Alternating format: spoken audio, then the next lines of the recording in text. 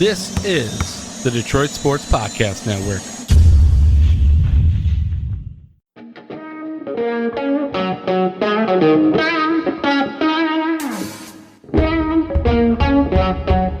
The biggest icon in podcasting.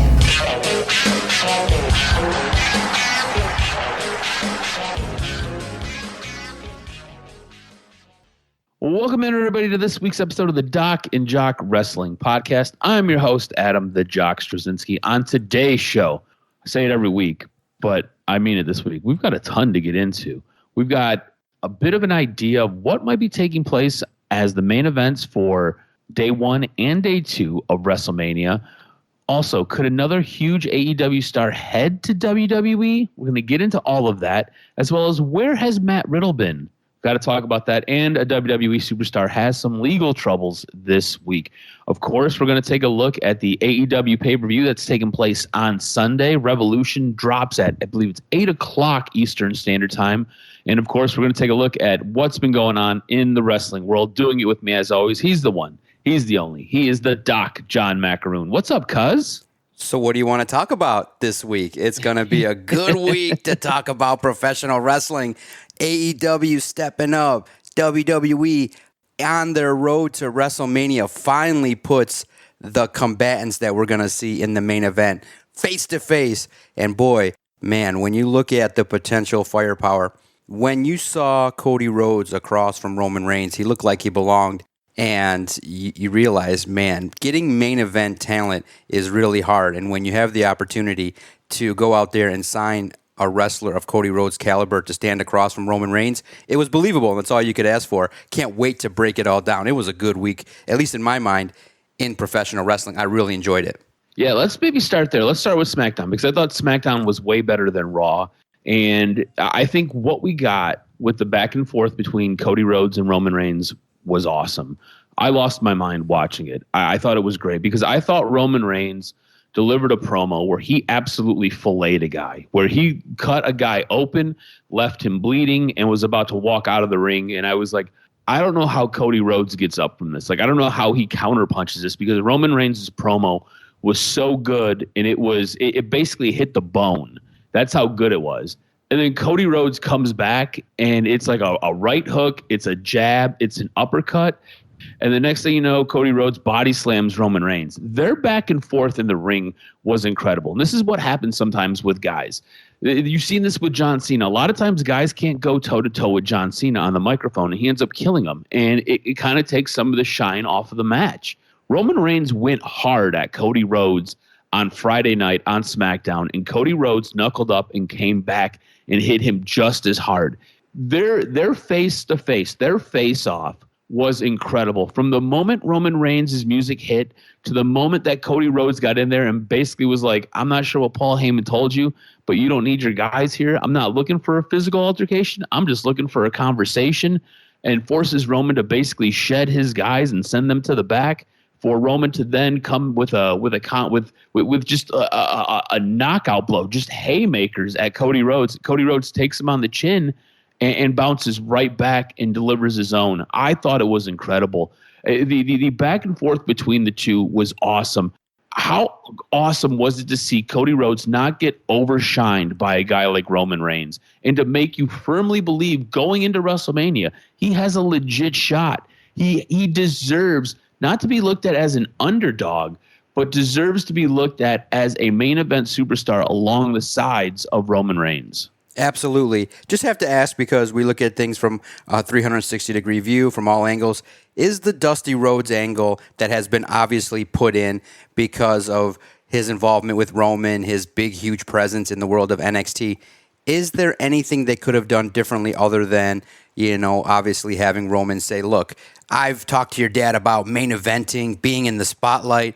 To be honest, we never really talked about you, which is great. It's such an epic dig for a performer, especially with his dad. But is there anything else that up top of mind where you go, man, they could have did it differently in terms of competitiveness or things like that? Obviously, I would have liked Cody Rhodes to say, look, I just want your spot, and I think I can do the job better than you. You're a crappy leader, as evidenced by X, Y, and Z. And I would have even loved Cody to say, I think if the bloodline's looking for a real leader, it could be me. And that would be hilarious as well in regards to kind of what has been making Roman Reigns so insecure, and that's the presence of Sami Zayn. So you could allude to it, but not actually say Sami Zayn, which is, I think Paul Heyman would get a lot more cred, would get a lot more run with a real man in the position as the leader of the bloodline. But what did you pop hard when Cody mentioned All In and the reference of kind of the other fellas and being basically an individual that people don't take seriously, and then he was able to sell out, an arena when nobody thought he could do it that quickly. I popped a little hard. I'm like, man, they just give him the leeway to mention things that really in the past weren't mentioned. Yeah, so I stood up when he said that. When he said that, I was like, oh, okay, all right, let's go. Because sometimes these promos, they all kind of start very similar, and it's a little bit of this, a little bit of that, and then you kind of start getting in the meat and potatoes of it, and it's what can you give me when you get into the meat and potatoes of it, and this guy was serving out fillets. So I absolutely stood up when he mentioned and referenced All Out. I thought that was absolutely fantastic. As far as I'm doing something different, I think you got to remember kind of where this all started and how this all started. This all started with Cody Rhodes wanting to get the WWE Championship because his father never had it. So I think the intermingling of Dusty is a nice touch. I think it's kind of the cord that draws at the heartstring, and it's kind of the cord that pulls at the emotional sentiment for Cody Rhodes. And Roman Reigns is this guy who's he's supposed to come off as dastardly, almost evil and maniacal, and he's willing to do whatever it takes to retain his championship and do whatever it takes to defend or not defend his championship, depending on what mood he's in. So I think working the Dusty angle and going right at Cody Rhodes' heart, I think is a smart move. And I thought Roman Reigns' impersonation of Dusty Rhodes added the cherry on top. I thought that was absolutely fantastic. And it just kind of added more to the story. I get what you're saying by saying Cody Rhodes could basically go at what makes Roman Reigns insecure. I think you walk a really dangerous line when you do that, because they're trying to distance Roman Reigns from Sami Zayn, because Roman Reigns, Cody Rhodes, and Sami Zayn are so intertwined. And for the longest time, the fans wanted Sami Zayn versus Roman Reigns. And I think you're finally getting this shift where everybody's comfortable and everybody's okay with Cody Rhodes versus Roman Reigns and Sami Zayn not necessarily being in that main event picture. And I think by you kind of shifting in this direction, you don't necessarily want to dip back into that water. And you don't want to allude or make any references to Sami Zayn, because that could turn the crowd. Remember, WWE's been walking this really fine line where they don't want to step on Sami Zayn's toes because they don't want to turn the crowd against Cody Rhodes. So it kind of becomes a balancing act. And I think that's where they're at. And I think that's why they don't go that road. I think that's why they kind of stay away from bringing up Sami Zayn or touching on Sami Zayn. Does that seem to make a little bit of sense why they would kind of shy away from even melding the two by even introducing Sami Zayn to the storyline from Cody Rhodes' angle? Yeah, absolutely. You want to establish Cody as the marquee guy because you don't want the fans to turn on Cody Rhodes. But I think he's believable. I think the fans love him. He's adored. I was just wondering additional heat that you could get or anything like that would make it just a little bit more believable on Cody's side, because it seems like, it's obvious when there's a tie with Dusty to play that card. But, when you have the best writers in the world, the best producers in the world, you could even go back to say, I left because I always knew I was better than you, and now I'm back to show it again. You know what I mean? In regards to the fact that, Roman Reigns is insecure. That's why he's such a dominating leader. So you want to play on that a little bit. But in the end, this is great too. This is great because it produces zingers, and it's obviously more towards zinging Cody. And I think it'll make the win that much more sweeter, and they better deliver by having Cody win it. I think it's time. And you know what? We might get a little bit of that as we get closer to WrestleMania. So still a little bit of time. April 1st, April 2nd is WrestleMania. So we're approximately a month out still. So still a lot of time. Something else that happened on SmackDown that I really, really loved. I loved the way Sami Zayn and Solo Sikoa's match ended. I'm wondering if you feel the same. In the match, basically, Sami Zayn loses, and I kind of felt like Sami Zayn might have won this, or maybe they might have had some interference from Jey Uso, or maybe Kevin Owens would have come out. Instead, you've got Solo and you've got Jimmy beating the snot out of Sami Zayn, and they have him set up in the corner, and they've got the chair around his head, and they're about to deliver a kick to the chair to really set him out and put him down, similar to the way they did Matt Riddle. What ends up happening is Sami pops up, and Sami ends up using the chair to defend himself, takes out Jay, gets Solo backed into a corner, turns his attention back to Jay, only for Solo to come out. He ends up dipping out of the ring and escapes basically through the crowd. They cut back to Roman Reigns, who's in the back, and you could just see he is not dealing well with any of this. I thought this was a really creative way to end this and to kind of add a little bit more to this story. I think that's what they've done each and every week is they've added just a little bit more and a little bit more and a little bit more each and every week. And with this, Sami didn't have anybody come out and help him. Kevin Owens didn't come out and help him. Jay didn't come out and draw anybody's attention. This was all Sami Zayn, and that's why I love this.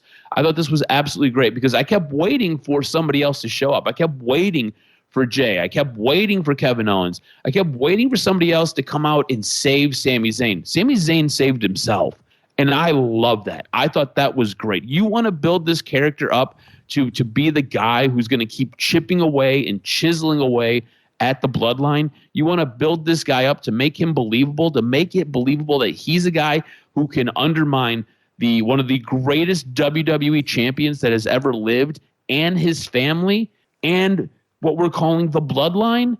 You got to do it by yourself. You got to be able to show that the guy can handle himself. And in this one moment, they showed that. They allowed Sami to not necessarily prevail in the match, but Sami prevailed at the end. And I thought that was a great way, one, to close the show for SmackDown, and two, to really help accentuate and build up Sami Zayn. Do you feel the same, or do you feel like it was a little bit uninspired and it was kind of lacking? No, I'm definitely at the same time as we know what Sami Zayn's about, and now he's getting his run of a lifetime. I really like Solo Sikoa and what he can do. You can foreshadow him being an IC champ, being in the mix with the big dogs of the company, and it's just great, especially even with Cody and things like that. You could see him doing a lot of different things. And, man, he has a presence. He's got a look, and he's just fluid in the ring. You can see that he's one of those dudes that is going to be reckoned with for a long time. And Solo, even if it's Solo versus Sami at WrestleMania, I think they could tear the house down and do a match that would be believable, that could also add as much intrigue. It's great, dude. It's great now that when you've established Sami as a star, now you can also branch out and further the bloodline storyline, enhance Solo, enhance Jay even further. So it's just been great all the way around. And man, and then the blessing is when you've established this, it now becomes must see every week when Sami's out there. What's going to happen? How does this play in? How does this impact what's going to be done moving forward? And I just now want to see. I'm so excited to see what Sami Zayn is going to do at WrestleMania, because he's probably going to get the pop of a lifetime. Yeah, it's going to be interesting to see kind of how they end up utilizing Sami Zayn at WrestleMania, because is it going to be this tag team match with Kevin Owens? Is it going to be Sami by himself? Is there going to be something else? I would love to see Sami and Jay. My personal wish would be Sami and Jay versus Jimmy and Solo, with the WWE Tag Team Championships on the line, winner take all. You would basically have Jimmy and Jay bring a belt themselves to the match, and then whoever wins, that team gets the other belt. I would love for that to play out. I would love for that to be the main event of night one at WrestleMania. I think it would be great. You could put Sami and Jay in a tag team, and my mind would be blown. I think that'd be a fantastic story. I don't know if we're going to get that, though. I do want to switch gears. I want to go to Raw, because I had some issues with Raw. There have been some rumors, there have been some speculations. I think we talked about it a little bit last week, with the concern that Vince McMahon is leveraging some of his power into creative. And I think if there was ever a Monday Night Raw in the last, 8 months that has felt very Vince-like, it was this Monday Night Raw. From the moment we started the show with Solo and Jimmy versus the Street Profits, that felt incredibly flat. It felt like a very Vince-forward promo. MVP and Brock Lesnar, that was vintage Vince, where you've got Brock and you've got MVP standing in the MVP lounge, and they're talking and everything's going good. and they end up sharing a drink, and it's predictable. You knew that MVP was going to spit the drink back into Brock's face, whether it was on purpose or on accident. You knew it was coming, and then you knew there was going to be a series of F5s. Cody Rhodes basically promoting the Friday show on the Monday show. That's a very Vince thing to do. Carmella, who works as a wrestler that steals opportunities, she basically controlled the match against the number one contender, Asuka. And Carmella was the one left standing with Asuka and Bianca Belair being laid out. It's a very Vince thing. Candice LeRae gets no offense in over Piper Nivens and yet comes away with a victory. Again, a very Vince thing. Johnny Gargano, at this point, just the coldest reception. And look, that's not necessarily a Vince thing. That's more of a crowd thing, but it's Johnny Gargano, and he obviously didn't see a lot of value in him because of his size. So cold reception, we're going to chunk that in with it feeling very Vince-like.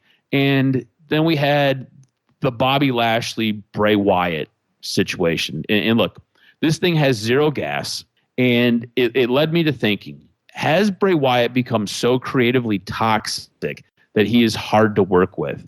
Now, the story going around is that Brock Lesnar was originally the one who was supposed to wrestle with Bray Wyatt, and Brock Lesnar said, nah, I'm good.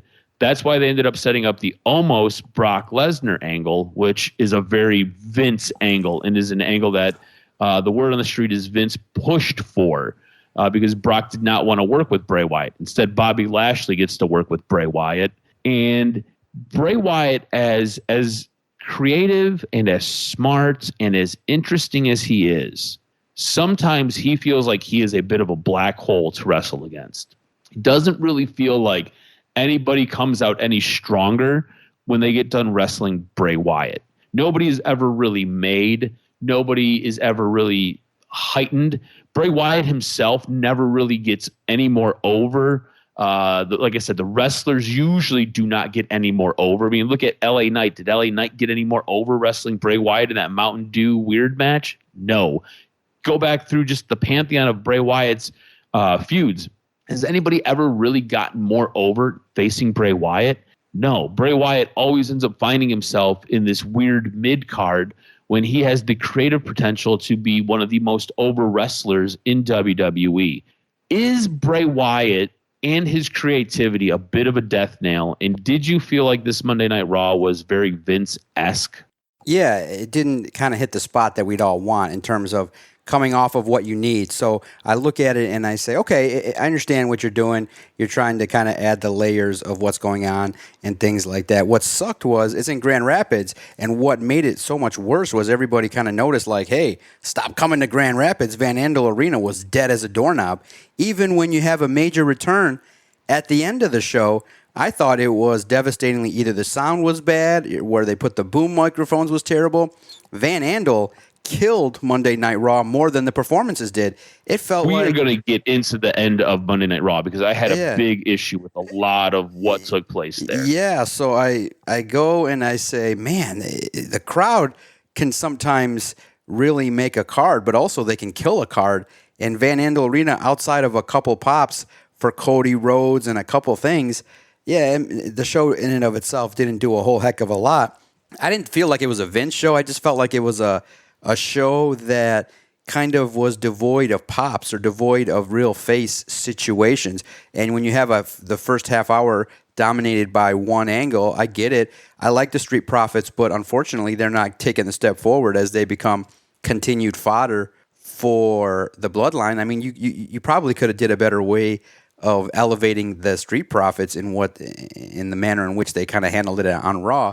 So I look at everything and I say, yeah, it was a dud. It wasn't the best of shows. Obviously, my least favorite segment was the Brock Lesnar segment because obviously MVP's overacting. He's better more as the hype man, not as the guy to kind of bounce off of. I think that he should have just been in there and just maybe taken a totally different approach. Now, for me, when you mention Bray Wyatt and how he gets down, I look at it and I say, wow, that's kind of the E in WWE, the entertainment, where really his stick now is more what's going on in the lead up to the match. And I think you and I are kind of in the same boat in that we like that. The vignettes are important. We've seen that with Razor Ramon and all the vignettes in the past and how you can move that forward. But in the end, we like the W part where the wrestling also has to align, and he hasn't created memories really since The Undertaker at WrestleMania. And so that's the part where we realize, man, he's kind of more right now in terms of creativity. He's probably not investing as much in the match as opposed to, oh, let me look at this creative art I can do behind the scenes and in my Firefly fun houses. Let's write this, let's write that. Whereas you and I would be like, dude, can you do like a suplex and put someone through a table? Can you establish your dominance like in the ring? Like, great, you can turn the lights off. You can have the same characters, personalities, but we've seen it like 1,000 times. So it's great. You're creative. You have great promos. Great. You get an A+ on the east side of it. That's great. But what makes a legendary superstar is when you can marry that with performances in the ring that we like. And like you said, nobody comes away from a feud with Bray Wyatt and you go, damn, that's absolutely epic. They're going to go on to do great things. You're just like, okay, what's the next creative venture this dude is going to get into? And it's not good enough. It's not good enough to just be a great character that can create memories away from the ring. Now you got to kind of transition and do it in the ring too. I mean, just for example, right? So on SmackDown, we had Bobby Lashley show up on SmackDown calling out Bray Wyatt, and Uncle Howdy tries to jump him from behind, and Bobby Lashley ends up beating the shit out of Uncle Howdy. And I was loving it. I was like, just kill this dude already. Like, hit him with a spear. The moment that you start rooting against Bray Wyatt, it's basically done. He's lost his shine. He's lost his luster. And really, it is this story. This story has been told now since October, maybe even a little bit longer than that, and it's felt herky-jerky. It really hasn't gotten going, and it has been so incredibly frustrating watching Bray Wyatt just kind of spin his wheels and not really give us anything. And you're right. If you're going to tell this, really creative story, you have to give us some wrestling with it. And it's like we don't get any wrestling with it. You know, we appreciate the in-ring action. We appreciate the actual fight that takes place. And it's just a lot of these weird, silly mind games that you're just kind of like, what are we doing? Like, where are we going with this? It is incredibly frustrating. Almost as frustrating as the very end of the show, where we ended up getting new women tag team champs as Becky and Lita defeated Damage Control. Now, they did it with the help of Trish Stratus, and this has been speculated upon for a while. Trish Stratus was supposed to come, and it was actually supposed to be Becky, Lita, and Trish taking on all of Damage Control, but you had Dakota Kai get hurt, so then they ended up kind of stalling it out. And a couple of the issues I had with this. One, these belts have only been defended twice by Damage Control, and they've had the belts for a while. That shows you how important the women tag team championships are. They are not. You could basically put them in the trash. So when Sasha Banks and Naomi basically walked out and was like, you don't take these belts serious, they were correct. Now, Trish Stratus coming out should have been a bigger deal. Should have been more. And it should have been better timed. To me, I was anticipating Trish Stratus showing up at the end of the evening for this match. And I was expecting her to show up either with the girls or to prevent Bayley from interfering. And what you ended up getting was you had Bayley interfere and basically force the miss tag. Then you had Bayley kind of walking around the ring. Bayley interfered again, I believe, another miss tag. And then Bayley's walking around the ring. And then Trish Stratus comes out. It's not while Bayley is attempting to do something or while Bayley is in the middle of doing something. It is when Bayley is basically just kind of walking around and kind of in the clear. You have Trish Stratus come out. And it was a delayed issue with the music. Trish showing up. Trish looked a little bit sloppy when she attacked Bayley.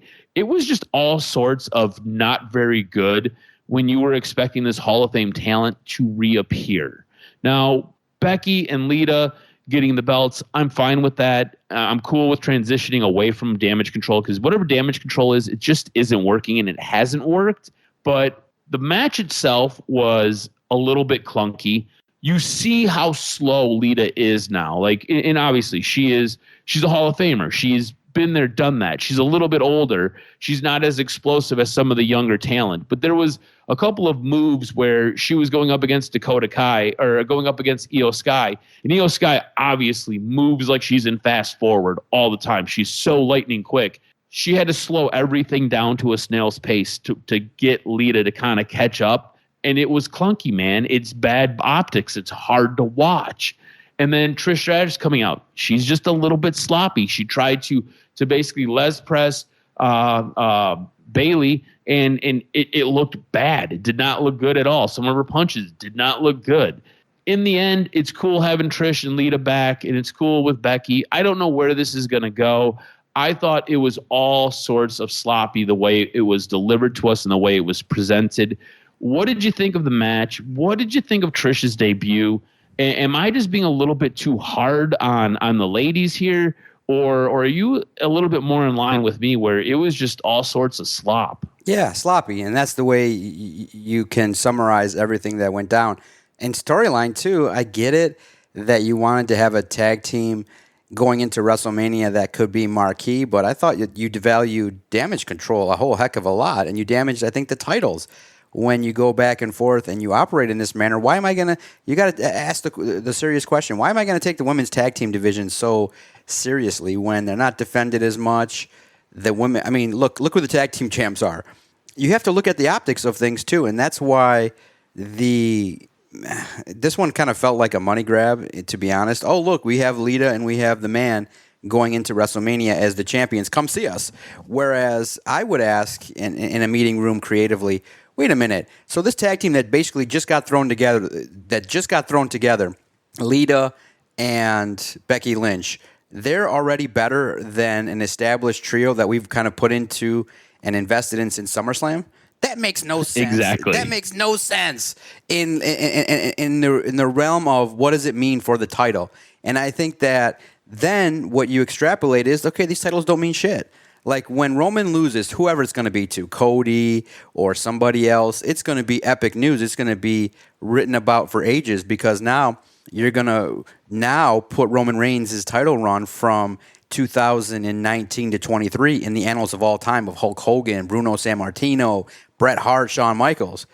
This tag team run with Damage Control makes me go, all right. And for me, I'm not as interested. I would have loved to have just seen continued Damage Control be heels and get DQ'd. I mean, what better way to have it where you beat down all the women and you go into WrestleMania? And if you want to do it, I mean, what better way to have Lita kind of get a pop in regards to a return than at WrestleMania? But now for me, to be honest, the only way that this is salvaged in any way is if Lita turns on Becky at WrestleMania and joins Damage Control. That'd be great if Lita can be a heel and we can do something shocking to salvage this. Well, what about if Trish Stratus was the heel? Because Trish had been on record saying that she wants to do a heel angle and she wants to work with Becky Lynch. Yeah, no, it's not. Because who was the better wrestler? It was Lita.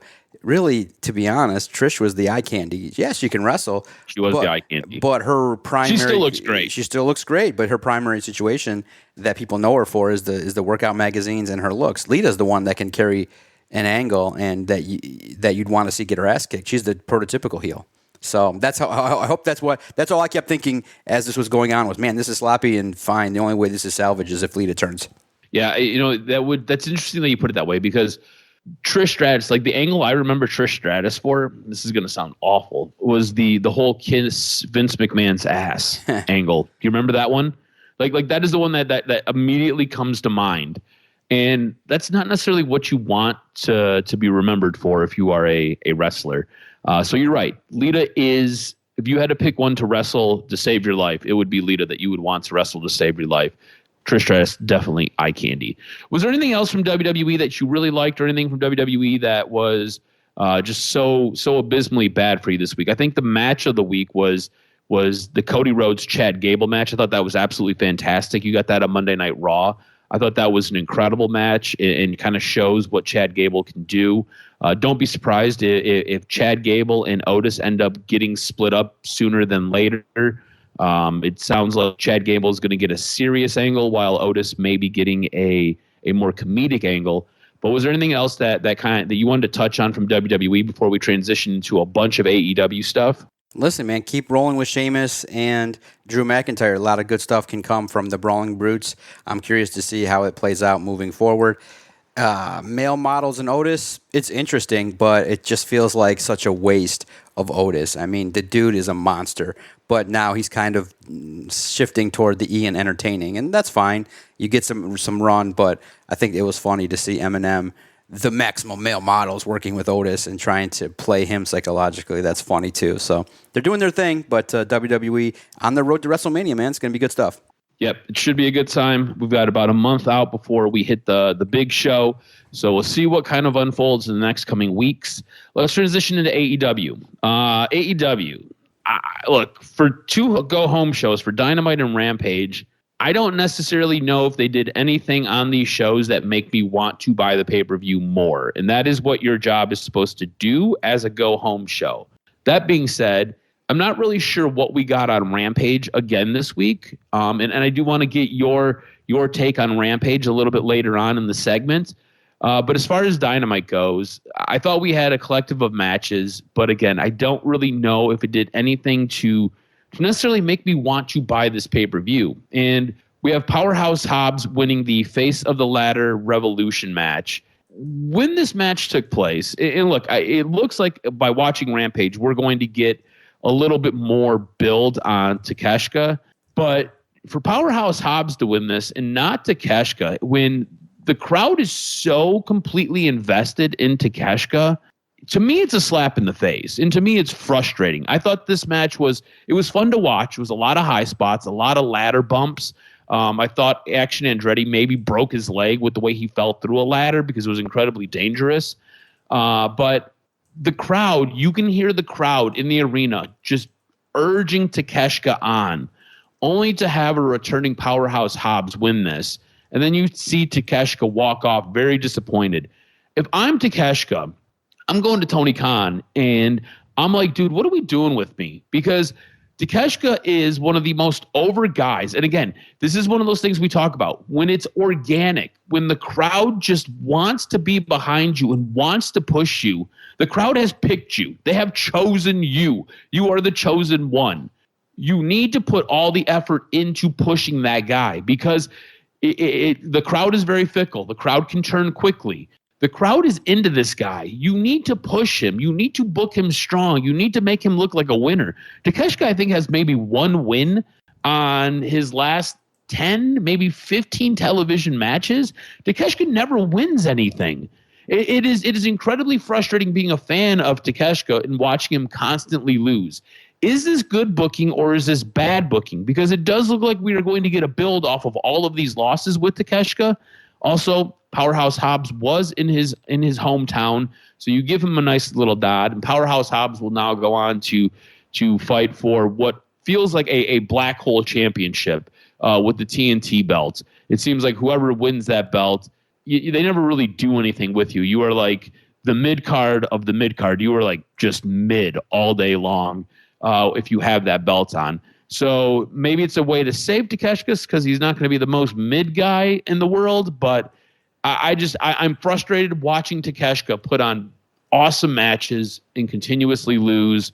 And then Powerhouse Hobbs basically shows up for a day of work, collects a paycheck, and gets the win. And now he gets to move on. I'm just concerned. Is this good booking? Is this bad booking in your opinion? I think it's still decent. What do you think could be? I look at it and I say, okay, what's AEW trying to do here? Is it where Takeshita is the most over? No, I get it, and I see what you're saying is that you're not seeing the full resources being utilized. I'm not exactly sure what to do to salvage it because he is so over, and he's still so raw, though. I think you need kind of like one of those intermediary feuds where he gets in and handles things in the right way and can get over with the crowd. It does feel like they're dropping the ball a little bit. What's the optimal way that you probably could get this back on track and maybe even strap the rocket ship on him? Because you look at it with AEW and you're just not seeing the mid-card go from the mid-card to the upper level in the manner in which they should.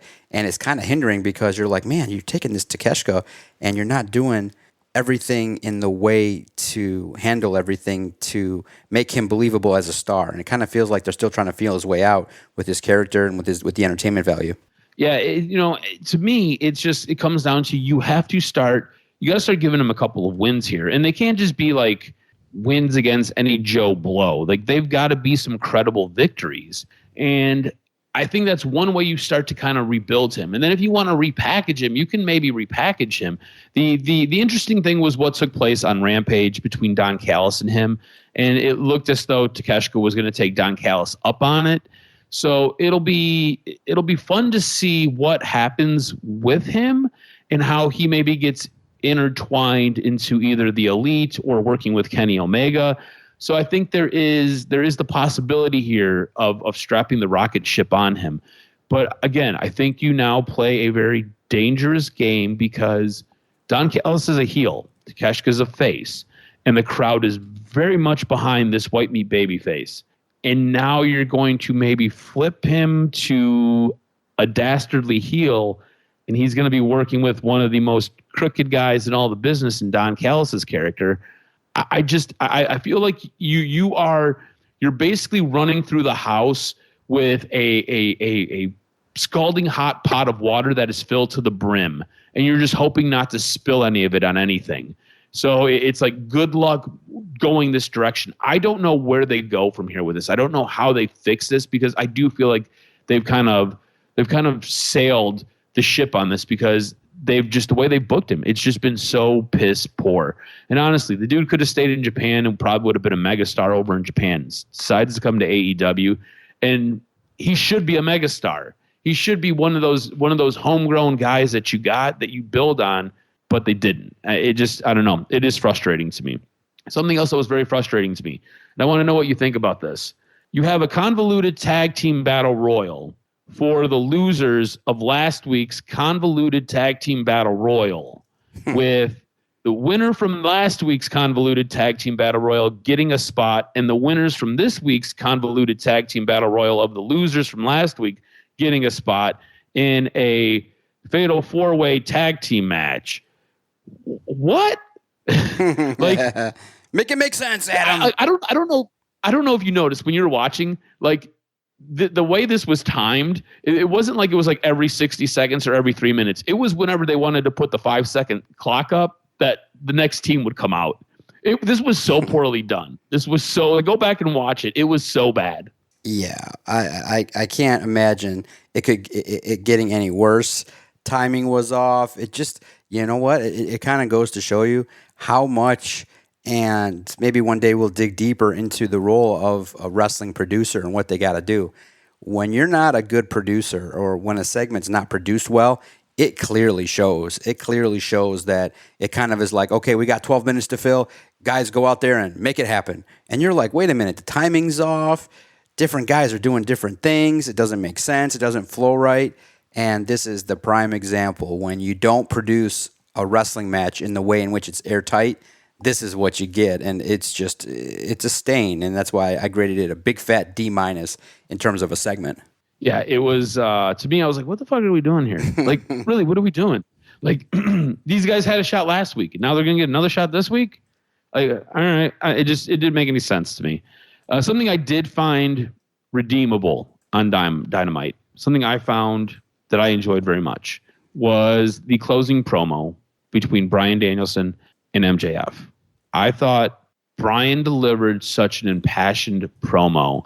I think him and Renee Paquette in the ring, there's obviously a magnetic energy with them too. And you go back to them hosting Talking Smack, and that was a fantastic show that WWE used to do. And those two made that show. They were great. They worked so well together. And then you have MJF come out and cut it off. Bryan just goes so hard and delivers this angry, I'm going to kick your head in promo. And MJF does a good job of selling emotion in this situation. I'm not sure if it was the right emotion. I kind of feel like he should have been selling a little bit more anger in this moment than what we were actually getting, which looked more like concern. But I loved the way this ended. I thought this was absolutely fantastic. And you know what? This is what I'll say about Dynamite this week. I thought a lot of the promos for Dynamite this week were very, very good. The Jon Moxley, the Hangman Page, that was really good. I obviously the MJF and Bryan Danielson promo was really, really good. I was a little bit confused as to what we were getting at because they never said what we were getting at with the Christian Cage and Jungle Boy promo. But I thought the promos overall on AEW Dynamite this week were very, very good. What did you think about closing the show with MJF and Bryan Danielson and the promo between the two? Great job. Great effort. Great work. I just feel like when you see Bryan Danielson, it's kind of more and more believable that he could be the guy.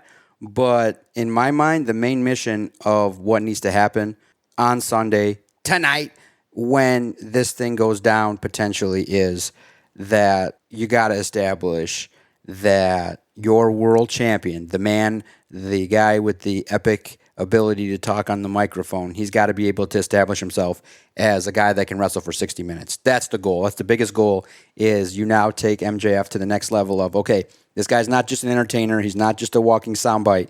This is a dude that we can believe in as a viable in-ring performer and the total package. So, and I think he'll deliver. Have you seen what MJF looks like? Have you followed along on his Twitter at all? Yeah, absolutely. He's ripped. He's doing his thing. He's prepared. Dude, he looks like lettuce and cabbage because he is so incredibly shredded right now. My man's got so many cuts, he needs Band-Aids all over his body. He looks unreal right now. It is great, the shape that he has gotten himself into. It blows my mind. I want to get your take on Rampage because, again, I thought this was another Rampage that really missed the boat. Thought this was another Rampage that we didn't really get anything that added to this upcoming pay-per-view. I thought the programming after Rampage did a really good job to get you interested in what was going to take place on Sunday. But I thought Rampage itself was not very good. I don't think the show for Rampage did anything for this pay-per-view. I thought, honestly, the best match we got was again from Rio, who I think is completely underutilized in that women's division. She's absolutely fantastic. And the thing is, she doesn't have a match on Sunday. She's not doing anything on Sunday. And you gave her approximately 25 minutes to have a match on a show. And it doesn't necessarily lead to anything because there's no active story with her right now. So again, I think Rampage is completely misutilized and is, again, just a waste of an hour for you. Are you in lockstep with me? I am in lockstep. I just thought that it was just there. And again, it's just a very tough thing to record it after Dynamite. And so it makes it so that if you miss it, you're not missing out. It did not do anything. And you're absolutely right. I thought the women's match was very interesting, and Toni Storm getting an opportunity as well to have some TV time is never a bad thing, but it's not must-see TV. It's not anything that where you say, oh my gosh, I missed this, and it's something that even people talk about afterwards. Yeah, it was pretty frustrating. And again, I don't think either one of these shows did anything for this pay-per-view, and I do want to get into this pay-per-view because I think this is going to be a good pay-per-view. I think this is going to be another one of AEW's long pay-per-views. I am strapping in for what I'm estimating to be about 5, maybe 6 hours worth of pay-per-view here because we've got so many matches. And you have to remember one of them is going to go at least an hour. So there is a ton to get into that's going to take place on Sunday. So kicking the show off, we've got our 0-hour match. We've got Mark Sterling's crew taking on Mark Briscoe and the Lucha Brothers. I think you would have to be an idiot to pick against Mark Briscoe in just about anything right now. So I'm just going to put you down for Mark Briscoe and the Lucha Brothers. Yes. Because I don't think Mark Sterling's guys are getting anything done. Absolutely. Now, we again, nothing was ever confirmed, at least on television. I think maybe on Twitter there might have been something that was released. They alluded to this, but again, this goes back to WWE, or it goes back to AEW missing the boat when they're giving us stuff. They miss the boat when they're trying to convey their message. Apparently, we're having a Buried Alive match, I guess, between Christian Cage and Jungle Boy. Again, never said on Rampage, never said on Dynamite, never said on the shows, never said on any of their long promos that really didn't really succeed at conveying the message. But I'm guessing we're having a Buried Alive match. Who are you taking in this, Christian Cage or Jungle Boy? Because I'm just kind of over whatever this feud is. Yeah, I would have to have it where it's Jungle Boy moving forward. I mean, Christian Cage is the man, but you got to finally pay it off with Jungle Boy handling his business. Yeah, I'm going to go Jungle Boy as well. I want both these guys to move on from this feud. I'm over it. And again, AEW, just get better. Like, just be better. Like, if you're going to give us a buried alive match, that should be interesting. You should lead with that. Don't sit there and give me some 5-minute promo and then show me a tombstone at the end, and I've got to infer that it's a buried alive match. Because I was like, are we having a buried alive match? Is that where we're going with this? Nothing was ever said. Tell me what we're doing, please. I'm not an idiot, but I need you to tell me what we're doing. Now we have the AEW TNT Championship. We've got Samoa Joe defending against the War Daddy himself, Wardlow. Man, this is a tough one. This is going to be one of those ones where we might differ. This is going to maybe be one of those ones that can really sway who wins this picking the card. I'm going to go with Wardlow. I think the story that Wardlow has told regarding his hair, regarding his dad, I think Wardlow has come back and he looks amazing. I think Wardlow is a guy who has all the talent in the world. It's a shame that he is fighting for this black hole championship where you don't ever really succeed when you have it. I'm going to pick Wardlow for this. It'll be interesting to see how this match plays out. I'm expecting some blood from these two. Yeah, and you have to establish Wardlow. You gotta. This pay-per-view has big goals, and you gotta have Wardlow be the man. I pick Wardlow too. All right, we've got Chris Jericho taking on Ricky Starks. Remember, the JAS is banned from ringside. Look, Ricky Starks to me has the Rock levels of potential. He's got the look. He's great on a microphone. He can move in the ring. The guy can sell for days. He is what you would refer to as a 5-tool player in wrestling. I think Ricky Starks wins this. I think Chris Jericho at this point in his career, obviously, it's to reinvent himself and get other guys over. And getting another guy over is doing it in the ring. I think Chris Jericho takes the L in this match, and it helps catapult Ricky Starks. Man, I know. My heart wants Chris Jericho to win so bad.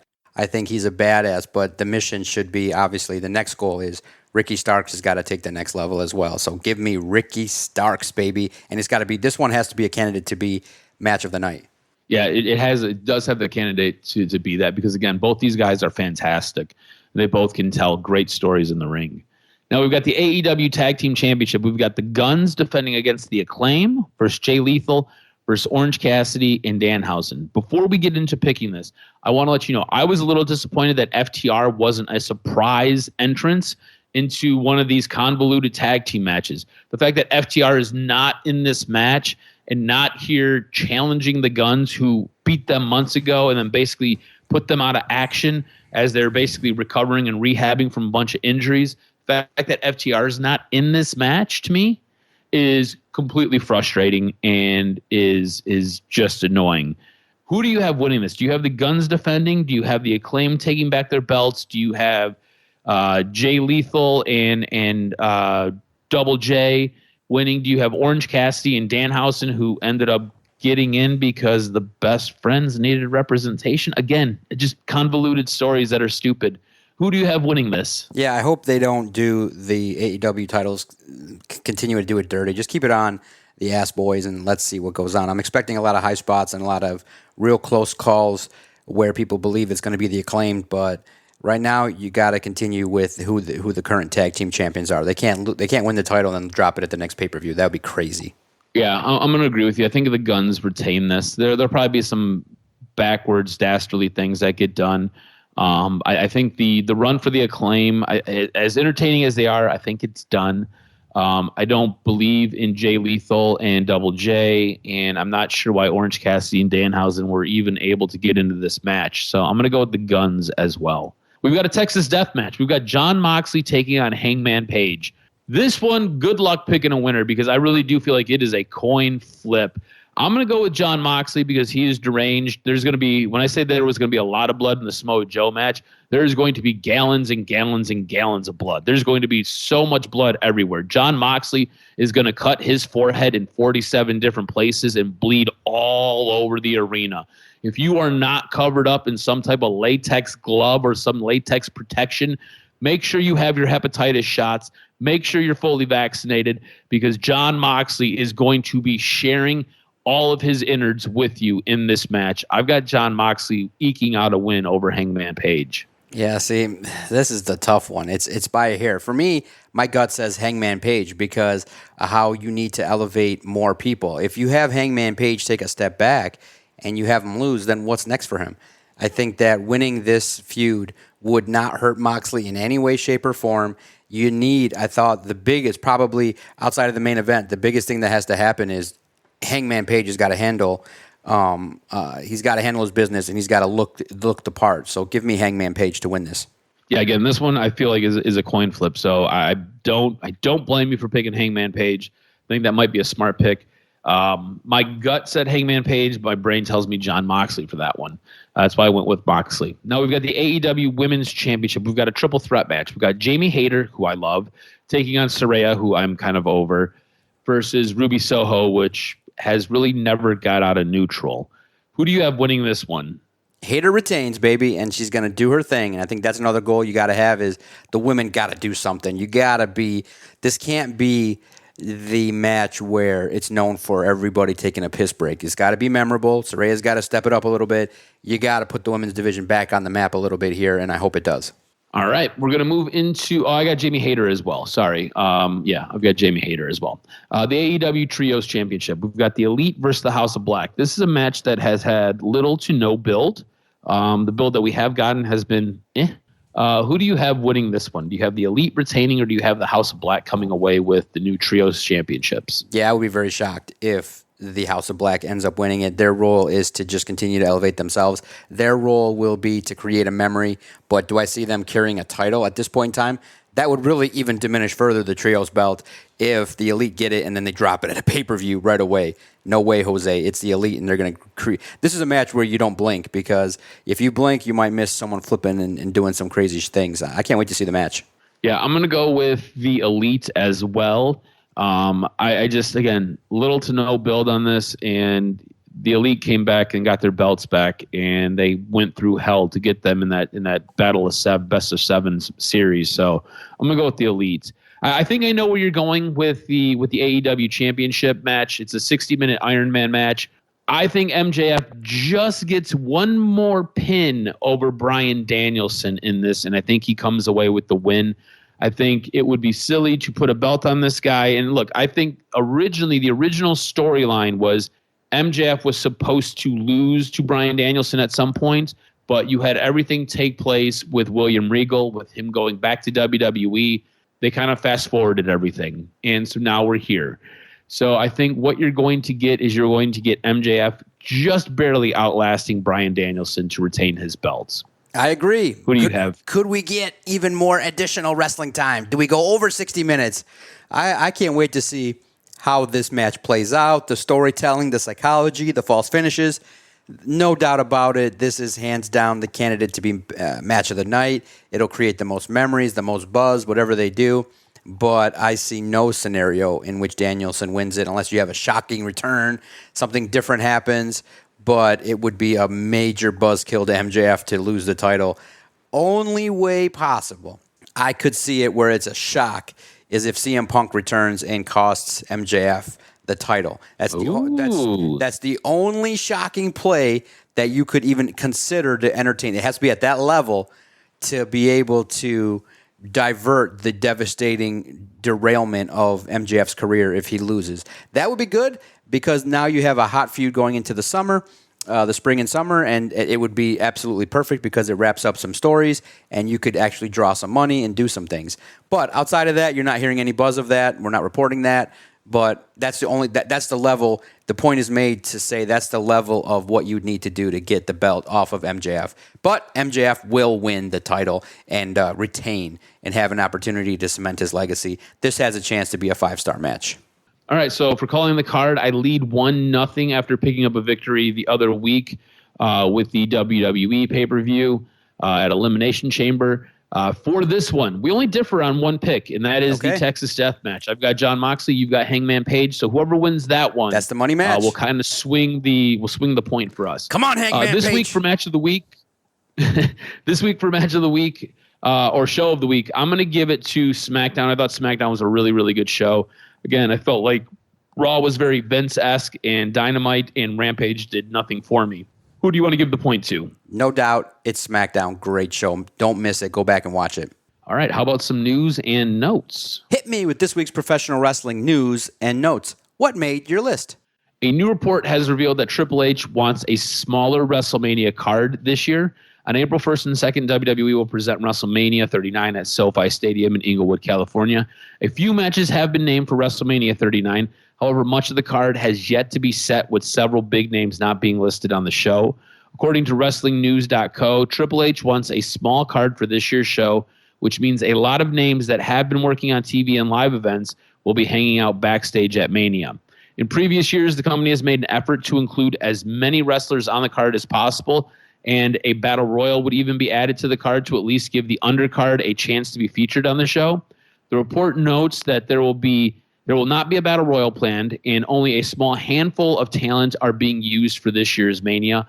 Several talents are said to be unhappy about some of the slots on the card being used by legends and celebrities such as John Cena and Logan Paul. Things can change as we get closer to WrestleMania, but this is what is initially coming out of the WWE camp. Could a huge AEW star head to WWE?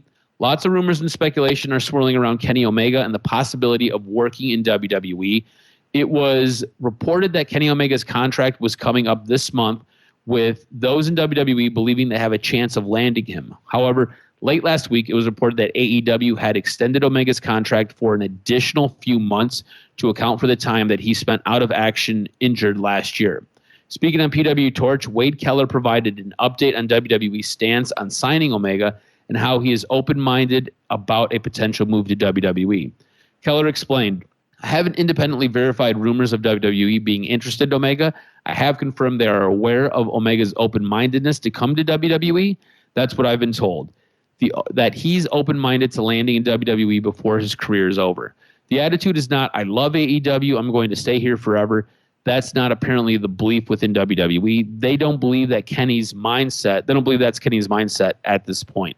Omega is valued within WWE from what I can ascertain by people whose opinions count, but he is not seen at this stage as a wrestler who is so good in the ring that they're just going to do anything to get him. A few weeks ago, we discussed WWE wanted a bigger name free agent with more star power than Jay White.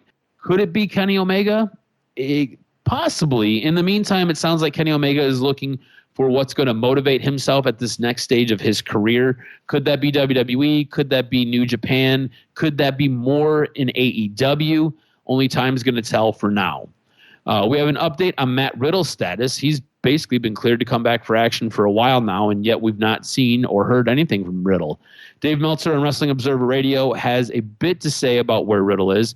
He said he's been out of rehab for a long time. His suspension has been over for almost a month now, 4 weeks. It may be that they've just decided not to use him for Mania and not do anything with him, or maybe they just don't want to invest in him. I presume he'll be back, but when he left, they made a point of saying he was going to be gone for 6 weeks, and we're at about 11 or 12 weeks. Going by this update, I'd expect Riddle back for the Raw after WrestleMania 39. Speaking of WrestleMania 39, rumors for Finn Balor at WrestleMania 39. There's a lot of noise swirling around Finn Balor and a WrestleMania 39 match against Edge. Current speculation is the match will take place in Hell in a Cell, and Finn will bring back the Demon character. So that could be interesting. Now, some legal trouble for a WWE star. Per Sean Ross Sapp of Fightful, Sonya Deville was arrested in New Jersey for having a firearm in her vehicle. Sonya has a permit for the firearm in Florida, but her permit was not valid in New Jersey. Sonya is currently in the process of getting the case thrown out as she started carrying the firearm after her home invasion back in 2020. Fightful noted that the sources told them that Sonya was celebrating with her fiance and the gun was in the vehicle as it was being valeted. So we'll have to see what takes place with those legal troubles for Sonya Deville. Remember, Sonya Deville was basically, there was a stalker who came to her house and tried to break in and attack her and Mandy Rose at the time. So her having the firearm, it's totally understandable. I don't necessarily see this going very, very far in New Jersey's court. So we'll have to see what takes place as that unfolds as well. That's going to do it for this week's wrestling news and notes. Yes, sir. Make sure to follow Adam on Twitter at AdamRSTROZ. Follow the network at Detroit Podcast. If you find and enjoy podcasts, please type in Detroit Sports Podcast, hit that subscribe button, and our content will find you. It's such a rewarding aspect to be able to talk and be part of the world of professional wrestling, and I appreciate everybody that has the passion that Adam and I have for this great professional wrestling entertainment type of environment. We love being part of the mix, and I can't wait to watch the pay-per-view. My kid is asking me all day long, I want to watch it. I want to watch it. She's like, I'll give you the $50. I want to watch it. I'm like, honey, we got to wait potentially to watch it, so don't worry. But I'm like, you might be falling asleep by the time the thing goes on down, so we'll figure it out. She's into it. She's all about. They've done a good job, at least, of hyping up the main event. She wants to see it, and I want to see it too. Thanks, everybody. I can't wait for next week's Doc and Jock Wrestling Podcast, where we'll break down everything, all the happenings in the world of wrestling, and especially the latest AEW pay-per-view.